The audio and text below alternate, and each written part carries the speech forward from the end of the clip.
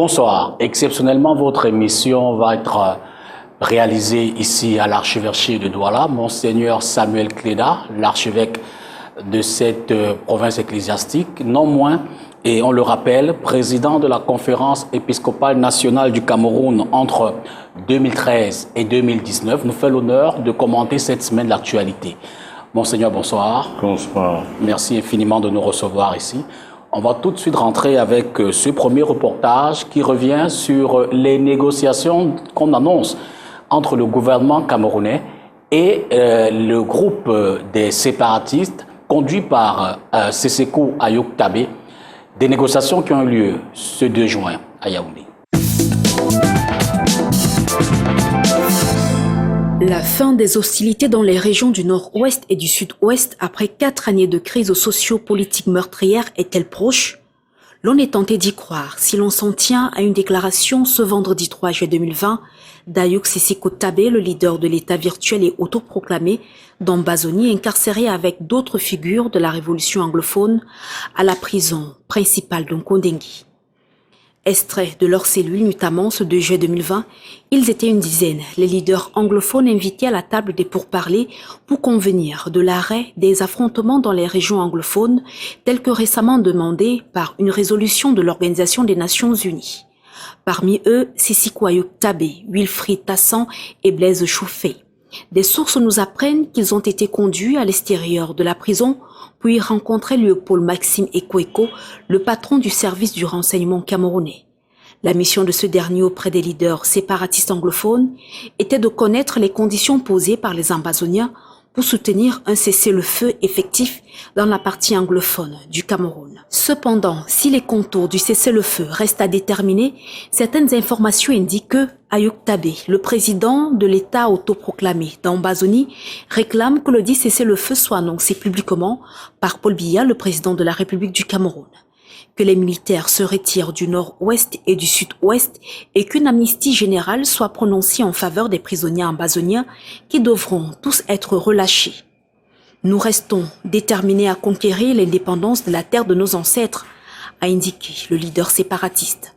Rappelons qu'arrêté en janvier 2018, alors qu'il se trouvait au Nigeria, ramené Manu Militari à Yaoundé, Julius Seseko Ayok Tabé, 55 ans, a été déclaré coupable de sécession et de terrorisme puis condamné à la prison à vie en août 2019. Il est incarcéré à la prison principale d'Nkondengui. Notons par ailleurs que les discussions sur le cessez-le-feu dans le nord-ouest et le sud-ouest ouvertes entre le gouvernement camerounais et les leaders séparatistes interviennent au moment où des fouilles à répétition sur les citoyens de la capitale camerounaise se succèdent depuis l'explosion de 3 engins explosifs les 20, 21 juin et 2 juillet 2020.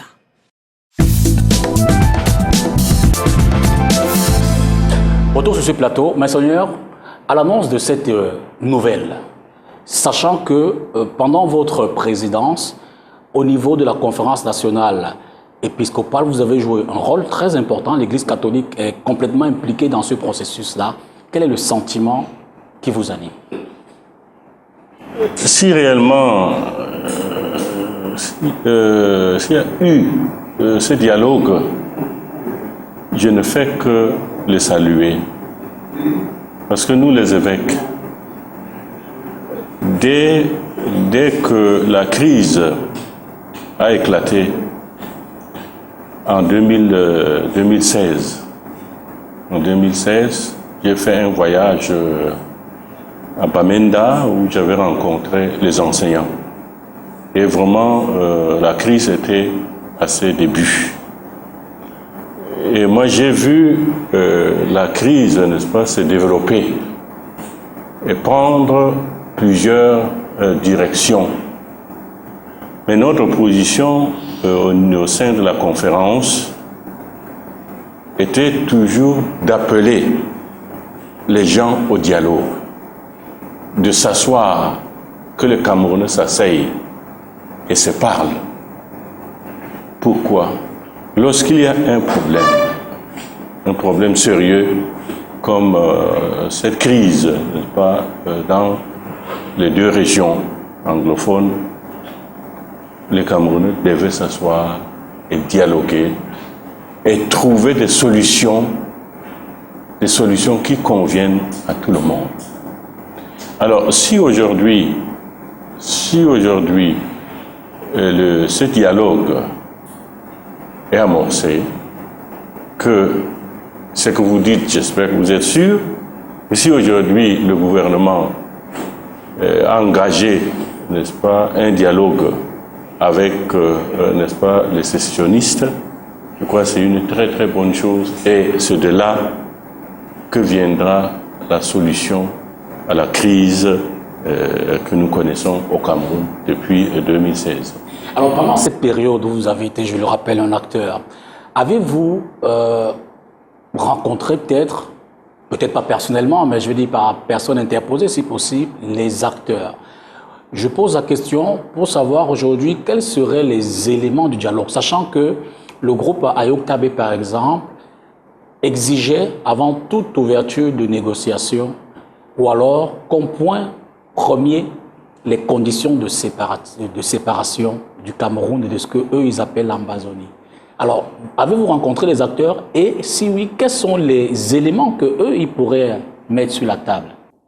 Non, mais c'est rencontrer les acteurs au début. Au début, nous avons rencontré effectivement les acteurs. Quand je dis que je viens de dire que j'étais là-bas en décembre 2016. J'ai rencontré beaucoup d'acteurs qui étaient au Cameroun. Oui, en décembre 2016. Après, ces acteurs ont quitté le pays. Certains ont été arrêtés. Donc, nous connaissons aujourd'hui, n'est-ce pas, les revendications, ou si c'est le fédéralisme ou la séparation, nous connaissons ces problèmes. Mais quand on parle de dialogue, on se met autour d'une table, on pose les différents problèmes et on arrive, n'est-ce pas, à se mettre d'accord sur ce qui construit et rejeter ce qui divise. Mais s'ils ont des exigences, mais l'État aussi de son côté a des exigences. Mais le tout, c'est de s'asseoir. Et c'est en dialoguant, qu'en dialoguant, qu'on arrive à des solutions concrètes. C'est dans ce sens-là. Mais on ne peut pas dire, OK, tel groupe a telle revendication, tel groupe a telle autre revendication, donc nous ne pouvons pas nous mettre ensemble, nous asseoir pour parler. Mais quand on dit dialogue, ça veut dire qu'on s'assoit, on analyse et on retient ce qui est possible. On retient ce qui permet de construire la paix. Cela. Alors, les informations que nous avons reçues, notamment des proches de Ayok Tabé qui nous ont annoncé cette rencontre, disent que la rencontre a été placée sous l'égide de Monseigneur Jean Barga, l'archevêque de Yaoundé, que des autorités telles que le secrétaire général de la présidence de la République, M. Ferdinand Ngongo, étaient ou du moins sont impliqués. Vous confirmez ces informations-là ou alors non, je ne peux ni confirmer, je ne peux pas confirmer, puisque étant donné qu'officiellement, on ne nous a pas rendu compte. Donc vous êtes tout comme moi, j'ai appris la nouvelle comme vous autres. Mais est-ce que la question qu'on peut se poser, est-ce que le gouvernement camerounais a fait un communiqué à ce sujet? Ça, c'est ce qui peut ne pas dire que, OK, il y a eu quelque chose à ce niveau. Mais pour le moment, il n'y a que M. Ayok Tabé qui a parlé par son avocat. C'est ce que nous savons jusqu'à présent. Donc, nous ne pouvons pas entrer en détail. Peut-être que dans l'avenir, dans les jours qui suivent, nous aurons, n'est-ce pas, les informations. Êtes-vous optimiste? C'est ça, en tout cas, mon souhait, que cela se réalise, pour que le Camerounais arrive à s'entendre et à vivre en paix. Je vous suggère, Monseigneur, de faire le deuxième stop de cette émission. Nous allons aller sur le terrain. Vous le savez, le ministre délégué Paul Tasson a entrepris depuis quelques jours déjà une campagne de sensibilisation et de mobilisation des populations pour l'implémentation du programme de reconstruction des régions du Nord-Ouest et du Sud-Ouest. Derrière ce reportage, on va essayer d'en faire le bilan.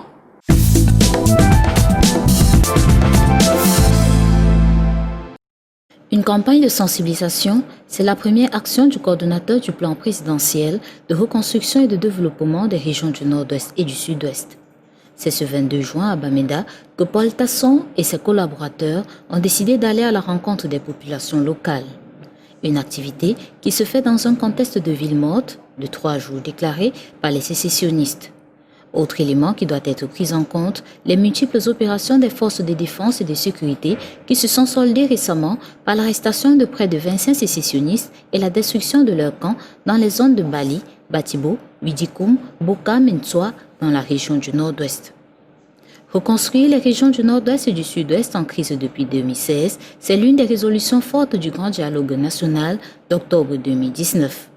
3 pistes d'action ont été données dans le décret présidentiel nommant les responsables de ce plan, à savoir la réhabilitation et l'aménagement des infrastructures de base, la promotion de la cohésion sociale et la revitalisation économique des 2 régions. Concrètement, on parle de la réhabilitation de 350 écoles, 115 centres de santé, 600 km de routes rurales, 45 marchés, 400 points d'eau, 1200 habitations et la reconstitution d'un ensemble de documents personnels perdus. Pour sa mise en œuvre, le gouvernement et ses partenaires ont convenu de la mobilisation de près de 90 milliards de francs CFA. Dédié de Paul Tasson, cette reconstruction commencera par les villages déjà pacifiés.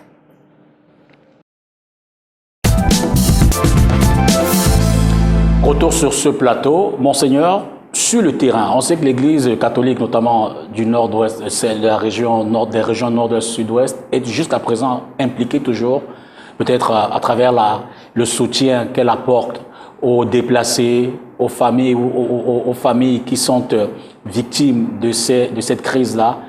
Sur le terrain, si on faisait un état des lieux, quelle est la situation aujourd'hui, d'après vos informations?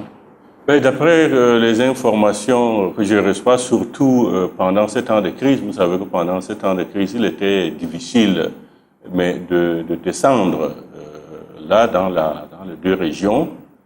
Mais tout de même, nous sommes en contact avec nos frères évêques qui sont là, toutes les personnes qui viennent. Mais chaque fois, je pose la question, est-ce qu'il y a toujours des violences? Est-ce que les gens continuent toujours, n'est-ce pas? Avez-vous réponse à ces questions? C'est toujours difficile, mais nous savons que, n'est-ce pas, il y a toujours la violence, le garbou et d'autres situations. Donc, même au niveau général, mais les violences n'ont jamais cessé, au niveau général. Si, à cause de la crise sanitaire, les gens peut-être ne pouvaient pas se déplacer facilement, mais on ne peut pas dire aujourd'hui que les violences, la guerre, que tout s'est arrêté. Non, loin de là. Mais il n'y a pas longtemps, le maire de Mamfé qui a été exécuté. Donc on ne peut pas dire que, n'est-ce pas, la paix est revenue dans cette région. Donc d'où la nécessité, n'est-ce pas, d'avoir ces dialogues. En décembre 2019, le gouvernement a fait voter la loi sur la décentralisation avec un statut spécial pour les régions du Nord-Ouest et du Sud-Ouest. Nous sommes pratiquement 7 mois après le vote de cette loi-là. Quand vous y jetez un regard, vous dites que ça peut être un élément d'apaisement ou un élément d'encensement de cette crise. Mais quand on discute avec les anglophones eux-mêmes, je crois qu'on perçoit cela avec beaucoup de pessimisme, parce que beaucoup ne sont pas d'accord avec cette proposition. Mais voyons voir si c'est là, si ce statut particulier est mis en place, peut-être que ça sera là déjà un début de solution à la crise. Mais pour le moment, vous voyez comme moi, que ce statut spécial est loin, n'est-ce pas, d'être appliqué. Donc nous attendons voir. Et nous souhaitons que ça soit, n'est-ce pas, le début d'une solution. Que tout le monde accepte cela. De ce point de vue, si vous aviez un vœu, peut-être un conseil modeste à donner, que faut-il faire de plus? Aller vers le fédéralisme, rester dans une décentralisation, mais véritablement implémentée? Mais je crois que nous, au niveau de la conférence, effectivement, à ce moment-là, on avait dit, n'est-ce pas, d'aller vers la décentralisation totale. Que les régions soient vraiment autonomes. Nous, on avait vraiment, au niveau de la conférence, on avait soutenu cela. Je crois en avril 2017, nous avons, n'est-ce pas, ouvertement présenté ce projet-là. C'était notre position, vraiment d'aller vers la décentralisation totale. Mais, vous savez, depuis bien longtemps, on parle de la décentralisation, les choses vont de manière timide. Les choses évoluent de manière timide. Et nous sommes là à ces niveaux, parce que, justement, dans la décentralisation, il est dit que, n'est-ce pas, les autorités locales auraient beaucoup de pouvoir et que cela permettrait le développement de toutes les régions. Or, nous savons très bien qu'aujourd'hui, il y a des régions qui sont vraiment abandonnées, où les routes, des difficultés énormes pour se déplacer que les gens rencontrent. Il y a ceci. Mais disons, un pays comme le Cameroun ne peut pas exister par quelques villes. Tous ceux qui sont au Cameroun ont le droit, n'est-ce pas, de profiter de la richesse de ce pays. Donc, la richesse, le bien commun de ce pays doit être, n'est-ce pas, donné à tout le monde. Donc, maintenant, il faut trouver la formule qui convienne. Vraiment la formule. En associant les élus locaux. Oui, bien sûr, qui conviennent. Mais alors, si réellement la décentralisation ne répond pas, écoutons aussi, n'est-ce pas, ceux qui réclament le fédéralisme. Le fédéralisme, pour moi, ce n'est pas la division d'un État. Je ne crois pas. C'est pas la division. L'État reste unitaire. L'État reste unitaire. Voilà pourquoi je dis toujours qu'on s'essaye et qu'on arrive par les arguments, par la guerre, qu'on arrive à se mettre d'accord que, ok, c'est mieux la décentralisation ou c'est mieux le fédéralisme. Vous dites qu'on s'assied. Les Camerounais, les acteurs. Est-ce à dire que le grand dialogue national, pour vous, n'était pas une assise suffisante et vous a laissé sur votre faim? Ah, mais de ce côté-là, je reste sur ma faim.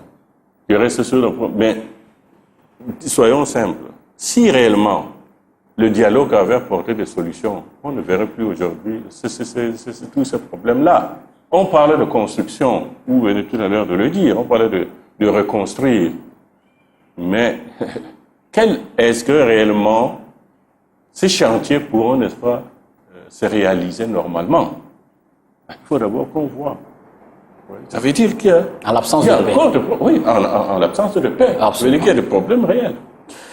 Je suggère qu'on marque une nouvelle pause, juste le temps de revenir également sur l'un des faits qui a marqué cette autre semaine à Yaoundé, notamment au rond-point d'Amars. Les populations locales de ce quartier-là ont été victimes, ou alors ont fait l'objet de l'explosion d'une arme artisanale, une bombe artisanale, et nos reporters nous en donner les détails. Suivez plutôt.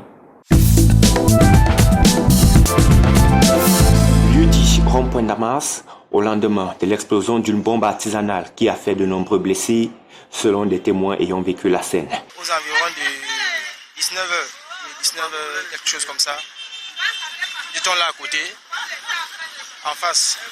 Directement, on entend un gros bruit assourdissant. Très étonné, on accourt, on voit des frères qui étaient déjà brûlés, tout le corps. Apparemment, il s'agit d'un truc bombe. Je ne sais pas si on va dire bombe dans le sens propre du terme, mais quelque chose qui, avec des projectiles, qui a brûlé 4 à 5 personnes. L'engin explosif, fait à partir d'une batterie de moto, d'une cocotte minute et de clous, avait été placé au pied d'un poteau en fer, doté d'une caméra de vidéosurveillance, endommagée suite à l'explosion.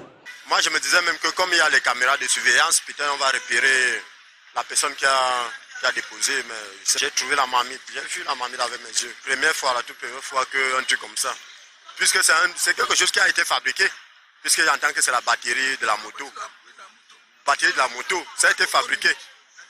Déposé dans une cocotte minute, une petite marmite, cocotte minute. Donc fermé, la personne fermée. Les forces de sécurité ont bouclé le secteur ce vendredi matin. 3 pick-up de gendarmerie et de la police ont embarqué des dizaines de personnes. Selon les témoins, des perquisitions ont également eu lieu dans des domiciles. Il y a 2 heures déjà, ils étaient déjà dans les quartiers. Ça veut dire pour sortir même, il fallait vraiment avoir sa carte d'identité et même il fallait être identifié. Les forces du maintien de l'ordre. On a vu tous les corps, on a vu la gendarmerie, on a vu la police, on a même vu la militaire, la BQG était là. Donc on apprécie vraiment ce qu'ils ont fait jusqu'à présent. En juin dernier, 2 engins explosifs improvisés avaient déjà explosé à Yaoundé, tel qu'annoncé dans un communiqué interne de la police où il était demandé aux agents de multiplier les fouilles dans les taxis et chez les suspects. Pour certains observateurs politiques, ces explosions ont un lien avec la crise au Nozo qui a déjà causé en 3 ans plus de 3000 morts et 700 000 déplacés internes.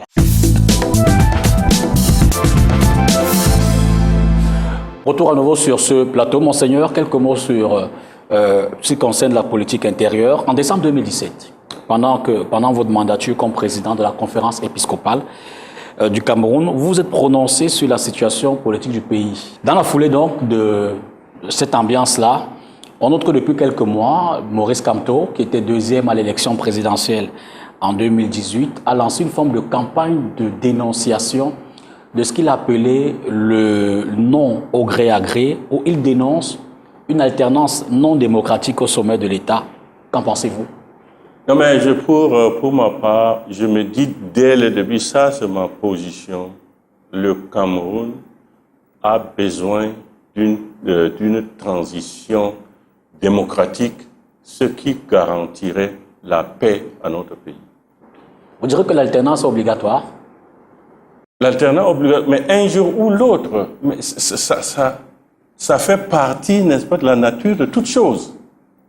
La nature de toute chose. Mais je dis transition alternative. Mais moi, je parle de transition pacifique. Pour qu'on nous n'arrivons pas, n'est-ce pas, à des problèmes critiques. Parlons plutôt de transition pacifique. C'est plutôt ça. Parce que sinon, on ne sait jamais.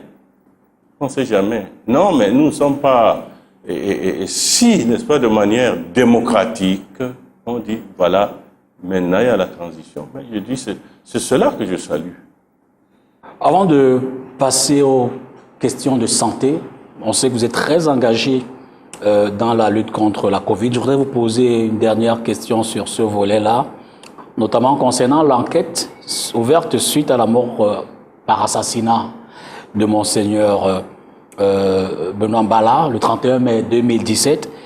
Vous étiez monté au créneau, vous exigiez les résultats de cette enquête. Êtes-vous plus avancé 3 ans plus tard? Jusqu'à présent, nous n'avons, si on avait obtenu, n'est-ce pas, des résultats, que les résultats de l'enquête, je crois que tout le Camerounais le saurait. Mais pour le moment, depuis ce temps, rien. Mais évidemment, nous avons, comme Église, nous avons porté plainte. Et cela est en cours. Nous attendons toujours qu'on nous dise, n'est-ce pas, quelle quels sont les acteurs, quels sont les criminels qui sont là. Parce que selon la loi, quand on a tué celui qui tue, mais il doit quand même répondre de ses actes. Et nous attendons que ceux qui ont été les acteurs de ces crimes, non, que le Cameroun puisse le connaître. Parce qu'on ne peut pas, un évêque n'est pas l'ennemi d'un pays. Un évêque n'est pas l'ennemi d'un peuple. Mais on ne peut pas un matin s'élever et assassiner un évêque. Pour quelle raison? Pour quelle raison? Si on avait vu, ok, que l'évêque, moi je ne sais pas, mais que l'évêque, est-ce qu'il est un ennemi des hommes, un ennemi de la République, un ennemi de ceci? Oui, les assassins sont là. Avez-vous des soupçons, des suspicions? Votre regard va vers une entité, un groupe de personnes, le gouvernement? Non, je peux le dire, mais j'explique. On ne peut pas, mais ce sont les hommes qui tuent. Un homme ne peut pas se tuer. Donc, il y a d'une manière ou d'une autre, il y a des gens qui l'ont tué. Et ces gens-là sont quelque part. Ouais. Parlons Covid, mais je vous suggère à nouveau de prendre un autre reportage qui concerne le concours d'entrée en 6e et le Common Entrance pour ce qui est du sous-système anglophone. Vous le savez, le gouvernement s'était donné le défi de permettre au moins aux élèves, étudiants et autres des classes d'examen de terminer cette année scolaire. Et nos reporters sont allés sur le terrain pour voir ce qu'il en est ici à Douala.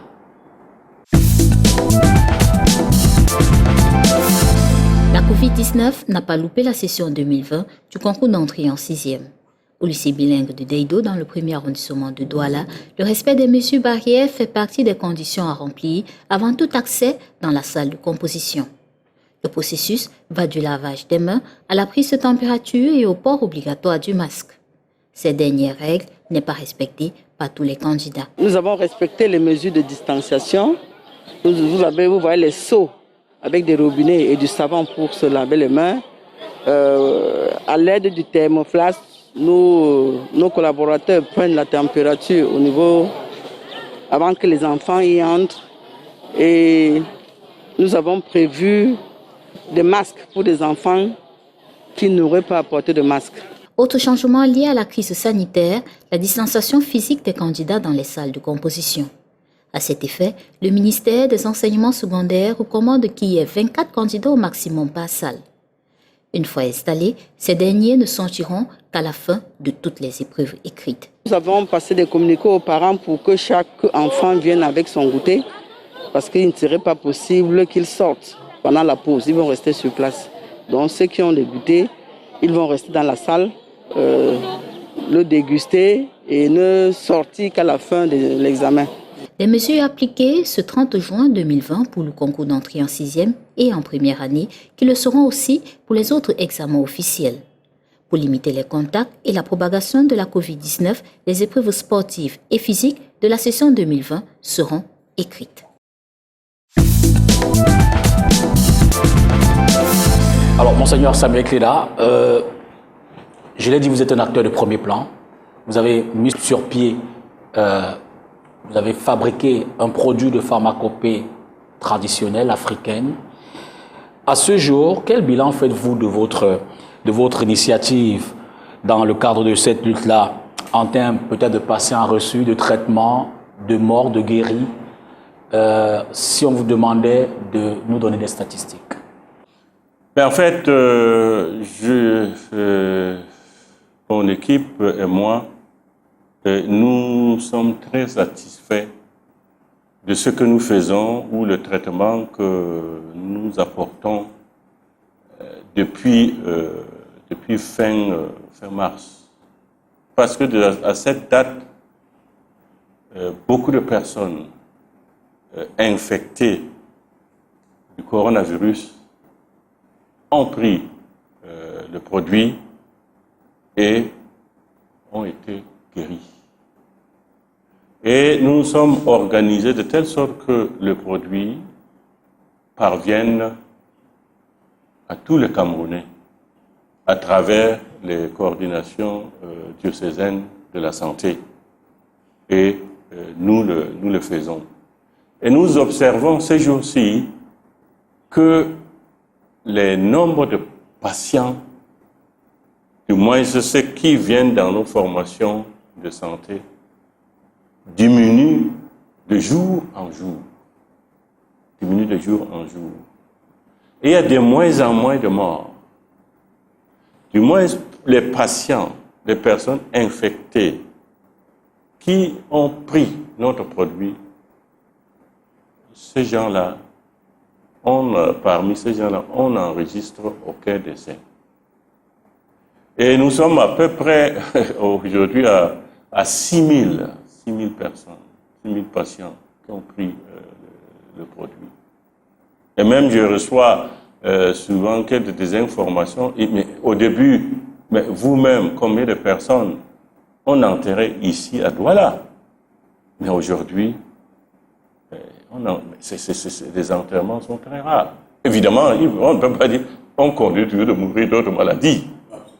Mais on ne peut pas dire que le corona continue de tuer. Moi, j'avais déjà dit que si on réussit à donner le produit à tous ceux qui sont infectés, il n'y aura plus de morts. Et c'est le produit a un pouvoir très fort. Une fois que vous prenez le produit, le virus est vaincu. Le virus est vaincu.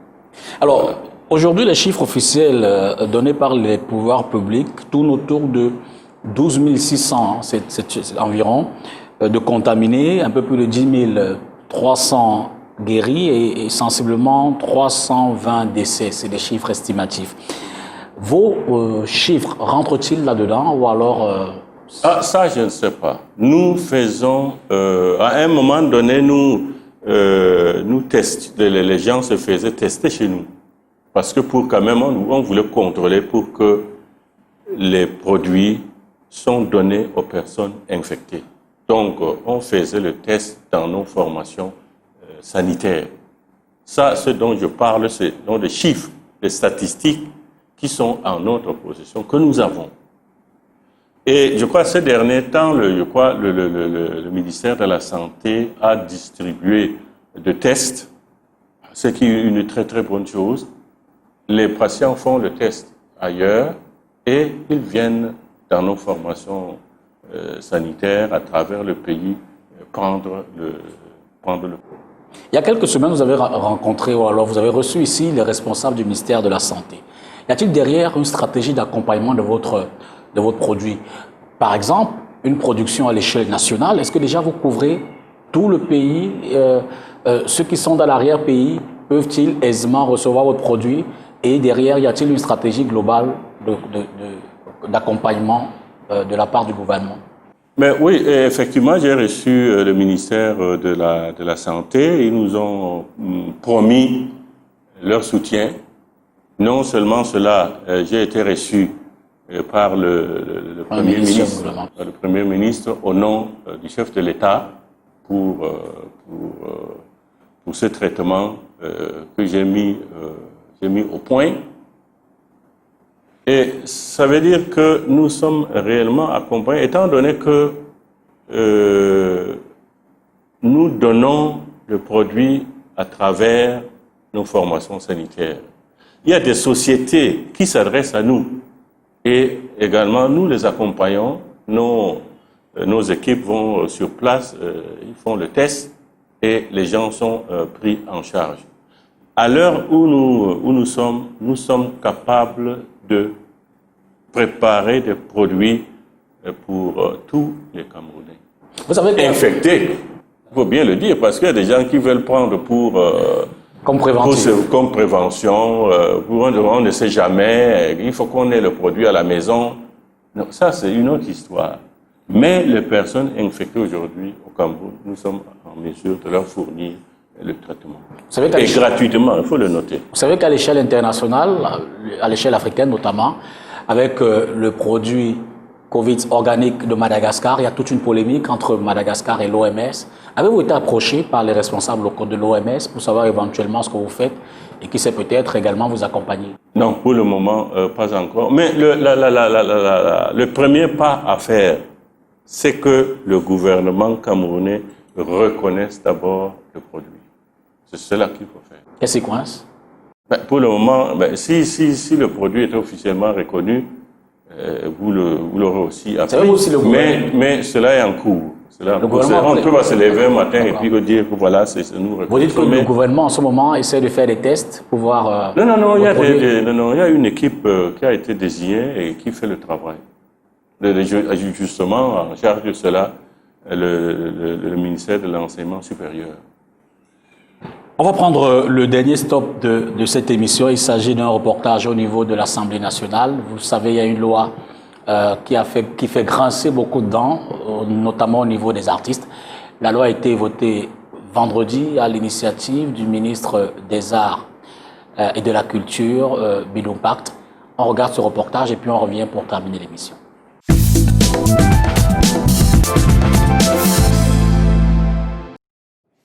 Le collectif des professionnels du secteur culturel au Cameroun s'oppose au projet de loi devant régir les associations artistiques et culturelles de notre pays. Dans un document de 4 pages, ces professionnels s'insurgent d'emblée contre les mécanismes qui ont conduit à la rédaction de ce projet de loi. Ils estiment que ce projet de loi est mal rédigé et qu'il est inspiré de la culture des fédérations sportives et syndicales. Pire, le texte en question est limitatif de la liberté d'association et donne trop de pouvoir au ministre des tutelles dans la vie des associations culturelles, selon ces artistes. Un pouvoir qui sera matérialisé par le contrôle de la vie des associations artistiques et culturelles, quel qu'en soit le niveau de regroupement. Fin de citation.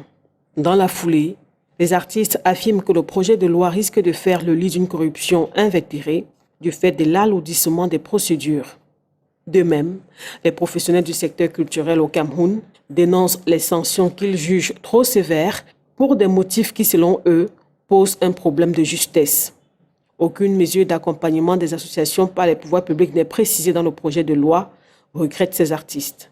En conclusion, ils demandent le rejet pur et simple de ce projet de loi, jugé contre-productif pour le mouvement artistique et culturel.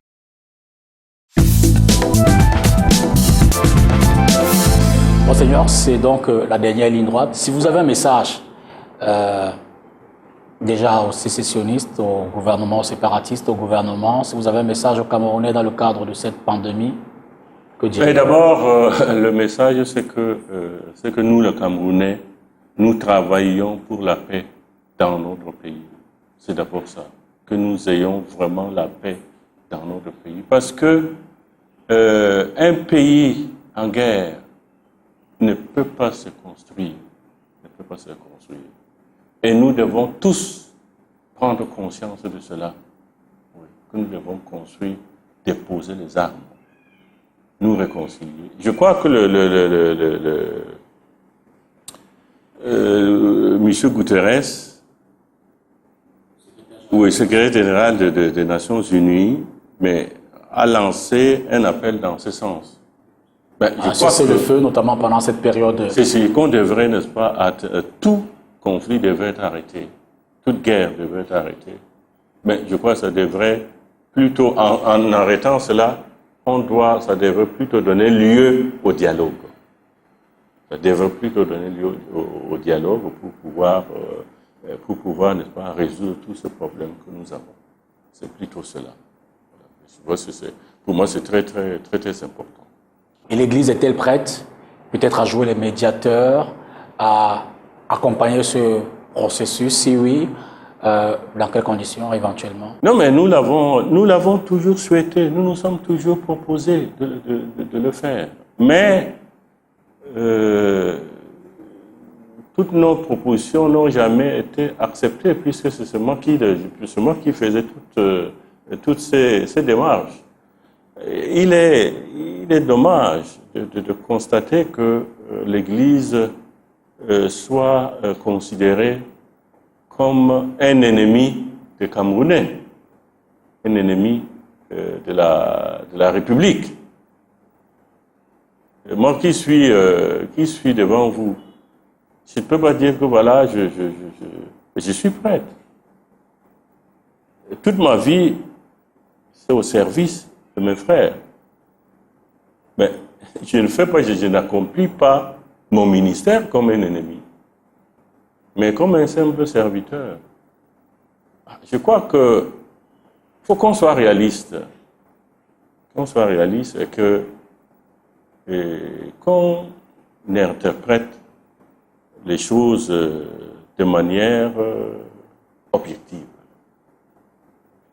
Cela est important et avec beaucoup de vérité. Ce qui compte, c'est que nous puissions vivre en paix dans ce pays, qu'il n'y ait plus de souffrance, qu'on soigne normalement les gens. C'est cela que nous voulons. C'est ça que nous voulons. Et un dernier mot J'espère que le Seigneur nous aidera. Et le Seigneur nous aide pour cela. Un dernier mot sur la pandémie.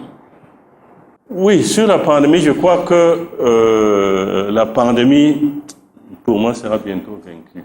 Vous êtes très optimiste. Oui, non. Vous donnez un délai, bientôt à moyen terme. Mais c'est très difficile de donner un délai. Moi, je dirais que avec le coronavirus, on marche sur du sable mouvant. On ne sait pas que, en pensant, n'est-ce pas, à la fin, n'est-ce pas, de corona, mais tout de suite quelque chose surgit. On ne sait jamais. Donc, pour le moment, je crois que le corona nous est en train quand même d'être vaincu. Mais cependant, nous, Camerounais, nous devons faire très attention. Nous devons faire très attention pour ne pas nous exposer nos frères et faire contaminer nos frères et nous contaminer nous-mêmes. Nous devons faire très attention. Parce que le corona n'est pas encore fini. Il pourra finir, mais nous devons faire très attention. Parce que pour que le coronavirus soit éliminé, il faut faire beaucoup d'efforts encore. Merci infiniment, Monseigneur, de nous avoir accordé ces quelques moments d'échange. Merci. Nous vous savons ouverts et nous savons que nous pourrions à nouveau toquer à votre porte. Vous avez besoin de moi. Mesdames et messieurs, merci également d'être restés regarder cette autre édition de Face à l'actu. Aujourd'hui, nous échangions avec Monseigneur Samuel Cléda, l'archevêque de Douala, qui a été président de la conférence épiscopale nationale entre 2013 et 2019. Bonsoir et à dimanche prochain.